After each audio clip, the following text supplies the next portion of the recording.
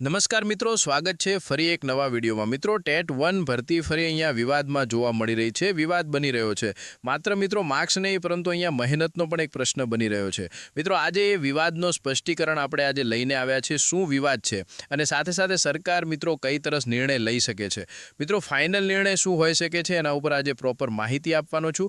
5 step આજે લઈને આવ્યા છું, તો માહિતી તમે નિહાળશો એટલે તમને સંપૂર્ણ પ્રોસેસ છે મિત્રો ખબર પડી જશે। સરકાર કઈ તરફમાં આપણો નિર્ણય લઈ શકે છે, માર્ક્સ આધારિત કે પછી ડિગ્રી। તો મિત્રો આ જે પ્રશ્ન ઇમ્પોર્ટન્ટ રહેવાનો છે, આજની મહત્વની સાંજની અપડેટ। ખાસ વિડીયો અંત સુધી નિહાળશો અને મિત્રો ખાસ ચેનલ ઉપર નવા હશો બેલ આઇકન પ્રેસ સાથે સબસ્ક્રાઇબ કરી નાખજો, જેથી નવી લેટેસ્ટ નવા ન્યૂઝની અપડેટ રોજબરોજની જોવા મળતી રહે। તો વધુ વિગતવાર માહિતી આપણે વિડીયોની મારફતે મેળવીએ।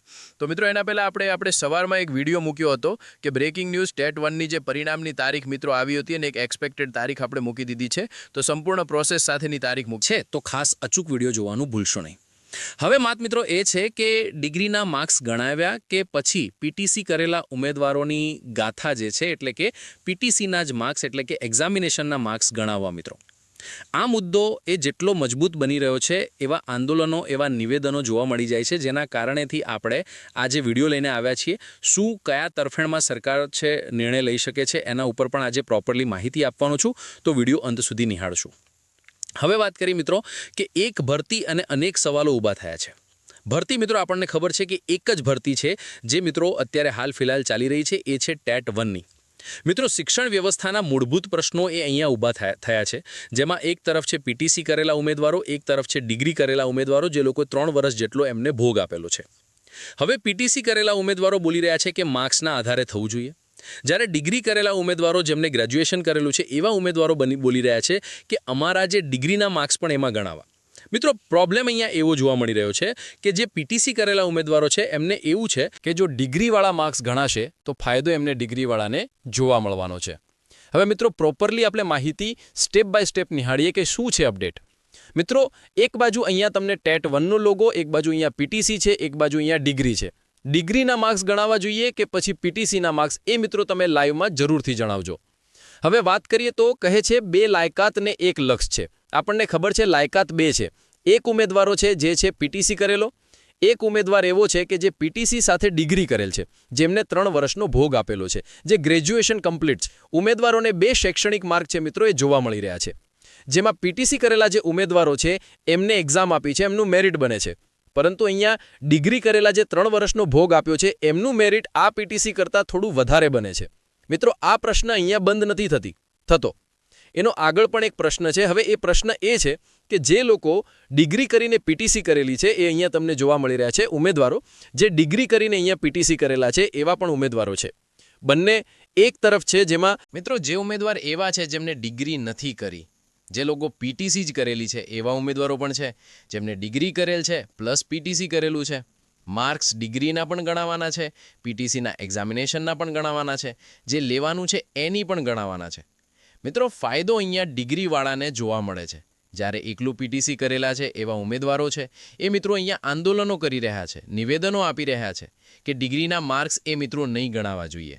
માત્ર પીટીસીના આધારે એટલે કે પીટીસીના માર્ક્સ અને જે તમારું માર્કિંગ છે એના આધારે માર્ક એટલે પ્રોસેસ છે ભરતીની થવી જોઈએ, કે જે એક્ઝામિનેશન છે એની આધારે પ્રોસેસ થવી જોઈએ, જેમાં પીટીસીના 10માના અને 12માના, જેમાં મિત્રો ગ્રેજ્યુએશન ડિગ્રીના માર્ક્સ ગણાવવા ન જોઈએ।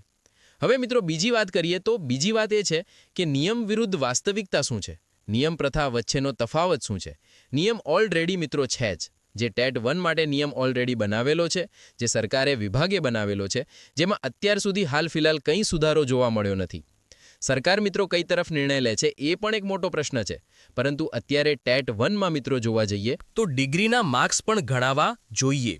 બીજી વાત કરીએ મિત્રો તો કે એચએસસી ધોરણ 12 પ્લસ જે પીટીસી કરેલા છે, જેમાં એનસીટી ગુજરાત સરકાર મુજબ પ્રાથમિક શાળાના શિક્ષક ધોરણ 1 થી 5 માટે સત્તાવાર લઘુત્તમ શૈક્ષણિક લાયકાત આપણને જોવા મળી રહી છે કે તમે ભાઈ 12 પાસ છો તો પીટીસી કરી શકો છો।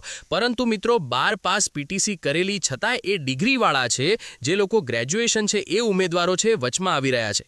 કમને તો કે જે 12 પ્લસ પીટીસી કરી રહ્યા છે એવા ઉમેદવારોને, જેથી એ ઉમેદવારો છે આંદોલનો નિવેદનો સૂચનો આપી રહ્યા છે કે પીટીસીના માર્ક્સ તો મિત્રો ગણાય છે, પરંતુ એક્ઝામિનેશનના માર્ક્સ, ડિગ્રીના માર્ક્સ મિત્રો કેન્સલ થવા જોઈએ. સરકાર મિત્રો કઈ તરફ નિર્ણય લે છે એ પણ એક આગોતરો જોવાનો પ્રશ્ન છે.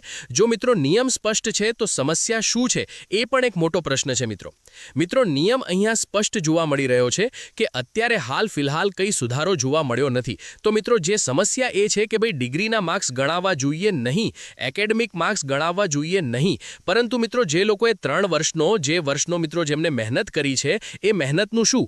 સરકારે એવો નિર્ણય લેવો જોઈએ કે પીટીસી કરેલા ઉમેદવારોને ફાયદો થાય, પ્લસ ડિગ્રી કરેલા ઉમેદવારોને પણ ફાયદો થાય. પરંતુ મિત્રો પ્રશ્ન એ છે કે જે પીટીસી કરેલા ઉમેદવારો છે એમને એમ છે કે ડિગ્રીના જ માર્ક્સ ગણાવવા જોઈએ નહીં. તો મિત્રો સરકાર શું નિર્ણય લે છે એના ઉપર થોડી ચર્ચા કરીએ. તો ટેટ પરીક્ષાના સ્કોર મિત્રો 50થી 60% આપણને વેઇટેજ જોવા મળેલું છે. ધોરણ 12નો સ્કોર સમાવેશ છે, પીટીસી સ્કોર એ પણ સમાવેશ છે, ગ્રેજ્યુએશન સ્કોર છે એ સમાવેશ છે. પરંતુ આ એક મોટો પ્રશ્ન એ આપણને જોવા મળી રહ્યો છે.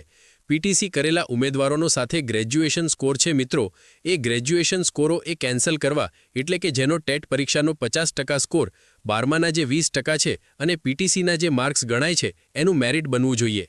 ડિગ્રીના માર્ક્સ મિત્રો ગણાવવા જોઈએ નહીં એવા ઉમેદવારોની અહીંયા માંગ છે.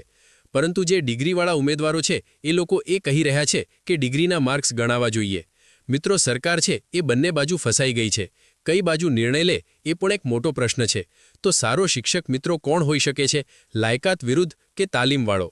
તો મિત્રો જે લોકો કોલેજ કરેલી છે, ગ્રેજ્યુએશન કરેલી છે, 3 વર્ષ, તો મિત્રો એમને થોડીક તાલીમ પણ છે, તો સાથે સાથે પીટીસીવાળા ઉમેદવારો પણ કોર્સ કરે છે, તો એ પણ તાલીમવાળા છે.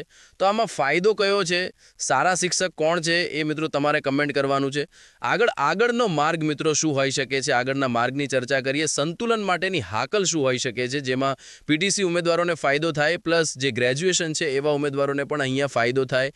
એ પણ શું મોટો પ્રશ્ન છે કે શું હોઈ શકે છે જે અહીંયા બંને બાજુ એક તરફો નિર્ણય હોઈ શકે છે, એના ઉપર વાત કરીએ. તો મિત્રો પગલું 1 સ્પષ્ટ હશે કે ભરતી પહેલા જ મેરિટ ફોર્મ્યુલા સ્પષ્ટ જાહેર કરવું જોઈએ, નક્કી પાછળથી મિત્રો ફરી વિવાદનો મોટો દોર ઊભો થઈ શકે છે.